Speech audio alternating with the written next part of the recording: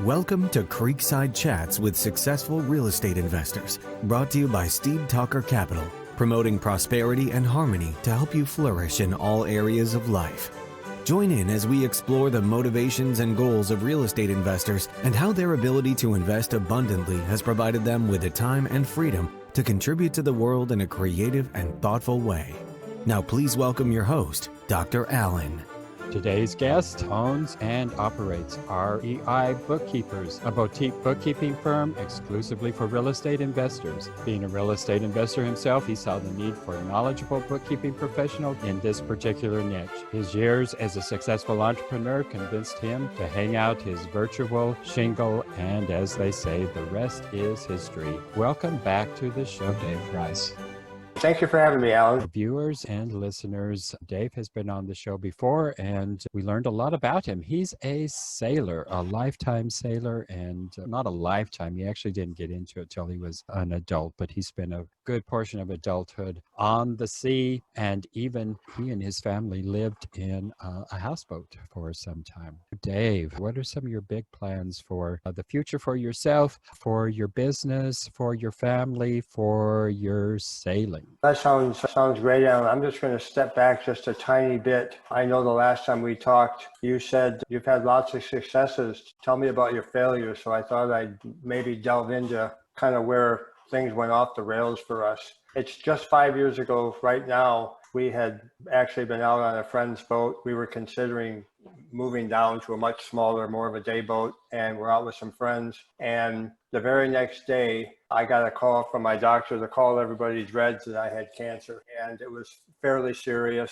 I was in the midst of a number of real estate flip projects. I had some wholesale deals going, and they said, drop everything, give your wife power of attorney, get up here to the University of Florida, and you've got some major surgery ahead of you. And we dropped everything, headed to Gainesville, Florida, and I ended up having surgery and chemo and radiation, and basically threw us off the rails for about 2 years. We dropped everything. I lost huge on a couple of properties that I had going. There was just nothing we could do about it. We had more important things to deal with. And so all that happened. Laurie, my wife, dropped everything and became my full-time nurse.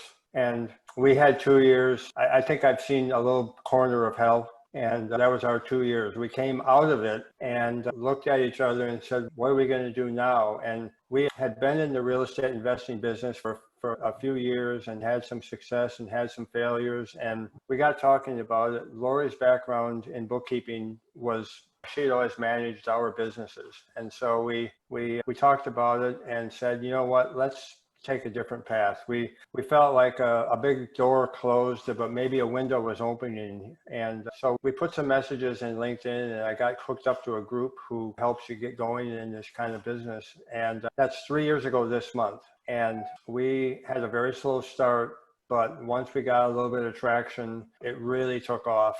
And we have gone from just Laurie and I 6 months ago to now we have 5 associates working with us virtually, and we're dealing with clients, existing clients and new clients, and referrals and inquiries from all over the country. So this has become our primary focus right now, and this is where we catch up to today. Well, talk to us a little bit more about that experience, a life-threatening experience that you went through, and your family went through it with you, of course. But talk to us about that experience, that suddenly you had come face to face with mortality, and how are you different today than you were before you encountered that experience? The way I put it a couple times is I had 56 years of spectacularly good luck, and that's really how it felt. And it all came crashing down pretty quickly. But I tell you, the first thing that I thought of was, it's not my wife,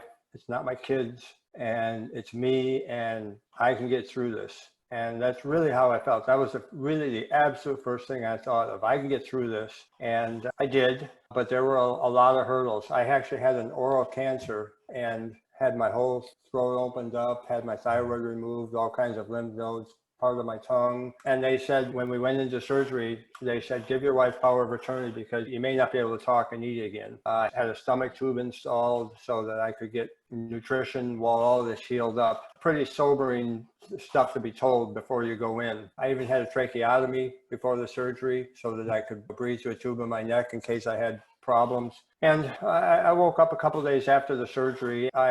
First thing I did, I know just enough about medicine to be dangerous, lots of medical people in the family. And the first thing I did was I plugged up the tracheotomy tube to see if I could breathe through my mouth, and I could. I knew I was okay there. And about 2 or 3 days after the surgery, of course, my wife was there every second. And my daughter had given me an app on my iPad so that I could actually write on the iPad because they said, don't even try to talk. So, of course, I didn't. And Laurie would laugh because this meant, can you bring me my iPad? So I would write on there. And then really just a few days after that, they came in and plugged up my tracheotomy temporarily and said, see if you can say something. And I could talk just fine. It was messy. My voice is still not, to me, it doesn't sound right. It's probably where it is going to be now for the future. But I long ago quit apologizing for how I talk because everybody seems to say I sound okay. Yes, you sound fine. That's good to hear. But the hard part was I had to have radiation, and they actually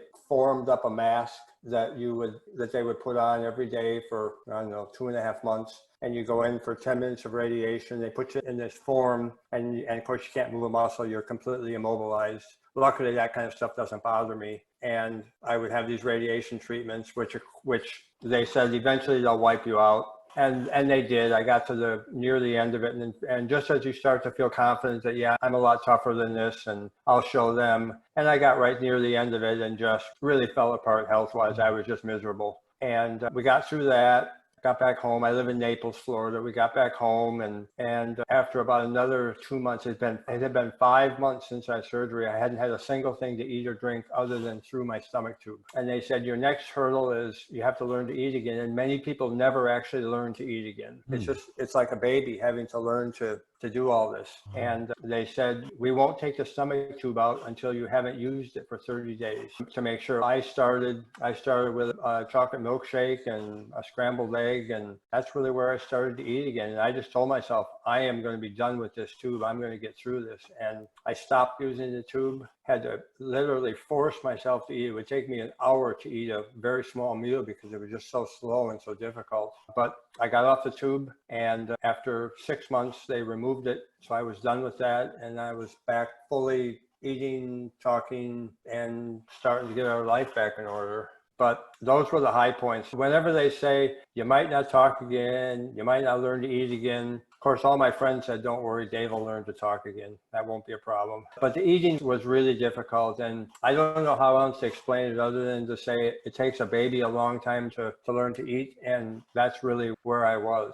But we got through that, and it's amazing. All of this was on my mind, of course, 24 hours a day. And over the last 5 years, I think about it a little bit less every day. And there's actually sometimes now where I wake up in the morning and I don't think about it. So I think I'm making progress. It sounds like you've actually made wonderful progress. What an experience to have gone through. What an inspiration to see you here on the other side of that. Really, just 5 years later, not only have you gotten yourself back together physically from a very devastating experience, but you're putting yourself and your family back on its feet financially and building a business. Not only have you built a business, you have, what'd you say, 5 to 8 employees. We've got 5 people working for us now, yeah. It's amazing that you have done all of that. How did you do all of that within such a short period of time? I don't know. It's really a bit of a blur. I know I was back seeing my surgeon every 3 months for a couple of years. And every time I would go in there, this is a guy that specializes in this kind of microsurgery. He's very talented, has very fine hands, and of course is a guy that can do this kind of surgery. And every time I would get back there, I'd sit down in the waiting room and I'd look around there and I'd see all these people that were going through the same thing I had just gone through. And honestly, a great many of them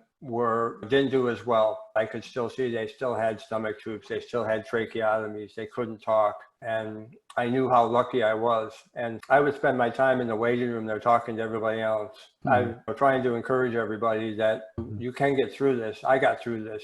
And so we just very slowly tried to put ourselves back on the path. I know we were lucky in that financially we had been in good shape before all this. And frankly, a great many people can't afford to not make a living for 2 years when you're in your 50s. And we were okay there. We were okay. We weren't great, but we were okay. And we didn't set out with any kind of big lofty expectations. We just said, let's get this started and see if we can find a few clients. And the first goal is to bring enough income in to make the monthly bills and not keep dipping into our savings. We went about it very slowly and methodically. We weren't super technical people. As well, at our age, we count on people a lot younger than us to explain the technology. Absolutely. So that's what we did. And within the first 6 months were very slow. We only had a couple of clients. But as I explained to plenty of other bookkeepers getting started, if you've got one client, you can spend all day with them. And that's what we did. And I spent my day prospecting for clients. And actually what happened is our very first client, after about 3 months, he called me one day and he said, I'm really happy with the work you've done. Do you have room for more clients? And I said, yes, we do, very nonchalantly. And I think he sent me at least a dozen clients since then. Oh, wow. Yeah. And that's when we figured out we just could, after we got established with clients and once they realized we knew what we were doing and could do a good job, I just would say, hey, if you know of any other investors that may need help, we'd love to get our name around. And that has all it's taken. We still don't spend a dime to market. We just count on referrals. I'm in some Facebook groups. And in fact, all of my clients are too. And whenever they see somebody ask something about bookkeeping, they immediately jump in and say, Dave and Laurie, they're the people to talk to. So we've been very lucky and very blessed. And we don't take any of it for granted. Of course, you've been a successful entrepreneur prior to this, so it wasn't like you had not had that entrepreneurial experience. Still, nonetheless, it is really a phenomenal comeback and one certainly to celebrate, and I'm sure that you and Laurie do that. So how is it that you and Laurie celebrate? We lived for those few years.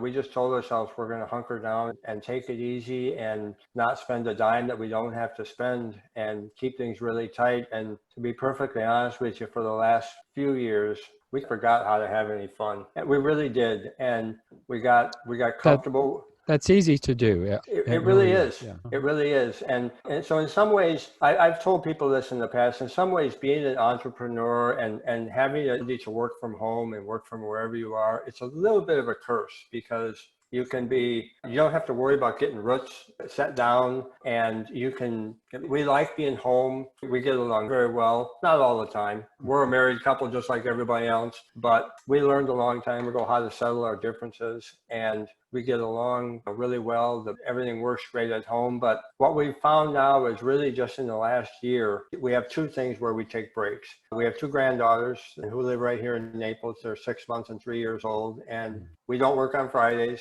Fridays is Granddaughter's Day, and they spend the day with us, and we have a blast. So that's a big break. The other thing we do is not quite as regularly as we should yet, but we love to drive down to the Florida Keys and find an old resort, kind of old Florida. We find an old resort and spend 2-3 nights there doing absolutely nothing, just sitting watching the world go by. And those are the kind of breaks that we take now. I can't tell you how many times I've said to myself, I don't care if I ever get 100 miles from Naples after this. I'm happy right here and getting out on the water a little bit right around here and doing things around here. So it's been a strange transition. We used to travel a ton, of course, and I don't feel the need for it. Maybe that'll come back someday when we've built and sold this business.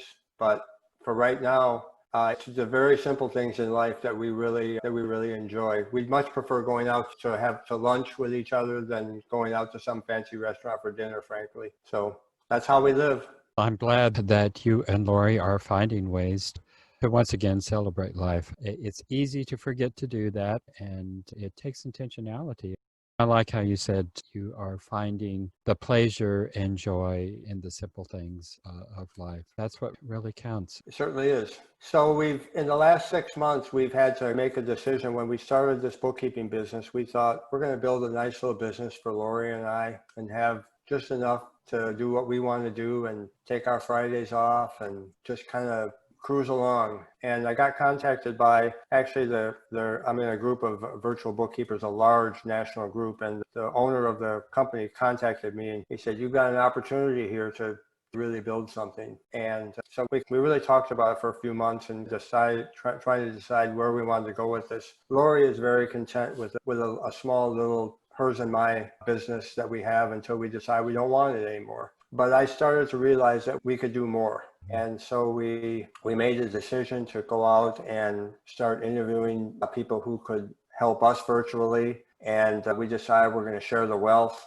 And we've been gradually, about one a month, we bring on a new person. And once I have my bookkeeping clients to a kind of a maintenance mode where we've done all the cleanup and taken care of all the problems, and now we just have to deal with them monthly going forward, it's a perfect time to bring somebody on. And now we're training bookkeepers to think like real estate investors, just like we do. And so they're learning the business and learning how to do the books for our clients. And it's amazing. Most of our bookkeepers, all of our bookkeepers, they don't want to be in business for themselves, and they don't want to be out trying to find clients and dealing with all those kinds of issues. They just want to work. So they're ideal people for us to hire as contractors. So we've been really pleasantly surprised where it's gone. And frankly, we're figuring out that we can do more business and work less if we do this correctly. What are your long-term goals for business and for you? For the business, we're 60 years old, and we're thinking that, I don't think I want to be doing this when I'm 70. So we've got some sort of a timeline out there, 10 years or less. But we're building a whale of a business, and I think we're building a very sellable business. So we're really pleased about that. More importantly, personally, which is where I think much more often, we have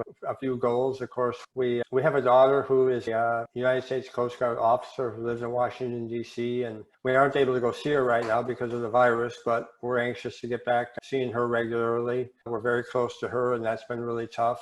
And then, of course, we're very close to our son and daughter-in-law and our two granddaughters who live right here in Naples. And we're going to continue to free our time up so that we're not going to be helicopter grandparents, but we want to be around to do things here and there. And when the need arises, Dave told us the biggest thing that we can do is we just fill in once in a while. And so we do that. The other thing we want to do is we want to do the Great Loop. And I don't know if you've ever heard of the Great Loop in boating, but what that is. If you picture the eastern half of the United States, you travel up the East Coast and all the way to New York City. Then you go up the Hudson River to the Erie Canal. From the Erie Canal, you start heading west on the Erie Canal, and you go north, and I can't think of the city, but you come out into Lake Ontario. You cross Lake Ontario and you join the Trent Severn Waterway, which is a 100-year-old canal waterway that was built that goes from Trenton, Ontario, and comes out in Georgian Bay. Really? And you travel 5 knots all the way through. There's all kinds of lakes. There's locks. There's a lock in Peterborough that's over 100 feet tall, I believe, and it's actually a bucket lock where you drive your boat into a bucket and they pick it up and put you up into the next section. You work your way all the way up and then all the way back down and come out in Georgian Bay. And from there, you can go to the North Channel, through Sault Ste. Marie, under the Sault Ste. Marie Bridge, down into Lake Michigan. And you can head into Chicago, get onto the Chicago River, the Illinois River, the Mississippi River, the Ohio River, the Tennessee River, the Tom Bigby River, and you can take that all the way to Mobile, Alabama, come out in Mobile Bay, and then come back down the Florida coast and back home. It's around 7,000 miles. Most people take between 6 months and a year to do it. Of course, if you're smart, you spend the summer in Georgian Bay and the winter in Florida and just work your way around. And that's our goal that we want to do in our own boat and go as slow as we want, take as long as we want, see as many things as we want to do. Sounds amazing. It has been a pleasure once again, Dave, listening to your fabulous life, the ups and downs, Want to hear about that loop trip one of these days. Okay, that's years away, but I hope we absolutely have it on our list, and we're going to do it by hook or by crook. We're going to do it. Well, I want to hear all about it. I hope you take lots of photographs and have lots of wonderful memories. Thank you, Dave, for being on the show. You're welcome. I appreciate it, Alan. It's been a pleasure. Thank you for joining us on Creekside Chats with Successful Real Estate Investors, brought to you by Steed Talker Capital. For more information, as well as access to our free ebook on enhancing your well-being through real estate investing, be sure to connect with us at steedtalker.com. As part of our efforts to make the world a better place, Steed Talker Capital contributes to activities and organizations committed to better understand the equine and enhance the humane treatment of horses worldwide. Steed Talker Capital, working for a world where all creatures, great and small, flourish abundantly. Connect with us at steedtalker.com.